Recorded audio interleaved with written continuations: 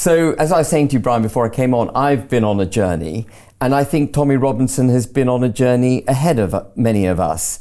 And he's been made the Voldemort of British politics. For some reason, as you rightly point out, the media can grab someone and they can mold him into this person they wish him to be. Look, he's no saint, as far as I can see.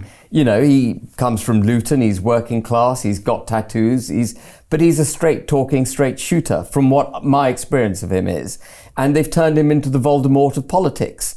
He is the bad boy of everything. And, I think if he's been on a journey, it's not for me to opine on his journey, but I think the journey he's been on is himself trying to understand how the hell did this country go from what I was born into to where it is now? How the hell did it get here?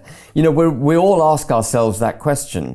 And getting to the answer of that question, by the way, I think is a critically important step, because if you can't answer the question, it manifests itself in anger, and you want to hit out at whatever it is that's caused this. Yeah. But if you can get to the root causes of the problem, and this is where politicians need to really exercise their focus, get to the root causes of these problems, be brave in revealing what the root causes of these problems are. How did the United Kingdom become as it is now, precisely, and therefore what are the solutions? And that is our job. There were what? Well over 500,000 people who came to that march. Some say 1 million. I know many people tried to come to the rally and couldn't make it and had to go back on train. There were 2.5 million people watching. Now let's say there were 3-4 million people interested in what was happening on the 13th of September. If the politicians' only response to that is, these are a bunch of lunatics who are far right, troublemakers, nationalists, and so on, if that's their reaction, then those people will feel vilified. They'll feel that the political class who should represent them have turned their backs on them. There'll be no route for those people to give effect to the changes they wish to see in the country, democratically and peaceably. Peter Thiel took $500,000 and turned it into $1 billion using the exact same techniques we're using inside the investment club. He met a CEO, his name was Zuckerberg. He pitched him the deal and he said, okay, I'll give you $500,000. Mark went public and sold the shares to people like you. Well, what happened to Peter? Well, he exited and got a 2,300x return. The wealthy invest in early stage companies, folks. The public markets are for suckers. It's a rigged game. By the way, this happens in crypto as well. It's called pre-sale tokens. This is Solana. Does anybody know this chain? They sold pre-sale tokens for 4 cents. And you can see the date on there, April 5th, 2018. Look at Solana today, folks. That thing's up over 1,000x. The media and Wall Street and all these hype people get you to buy the top. Meanwhile, they put their clients in at the bottom and they use you for liquidity to make their clients rich. You can play this same game. You just have to have the financial education and the deal flow. That's it.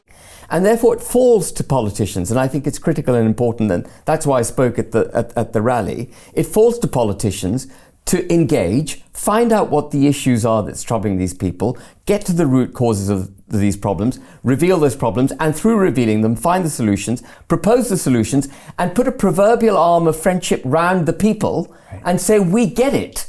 We are going to sort this out for you. But even after that march, Starmer came out and said, well, this is a bunch of far-right people who've gathered in London and they're hijacking the flag and we've got to reclaim the flag. He doesn't get it.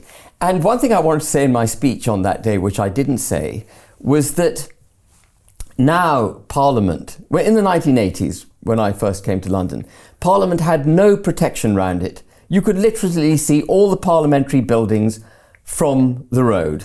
And then we had the IRA bombs and they put barricades up, and then we started bombing Iraq and doing all sorts of stuff abroad. And so we needed more protections around Parliament.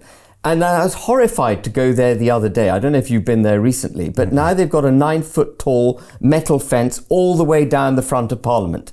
Really? That is the best optical revelation of how Parliament has now turned its back on the people. Parliament doesn't represent its people. It's sitting separately from its people.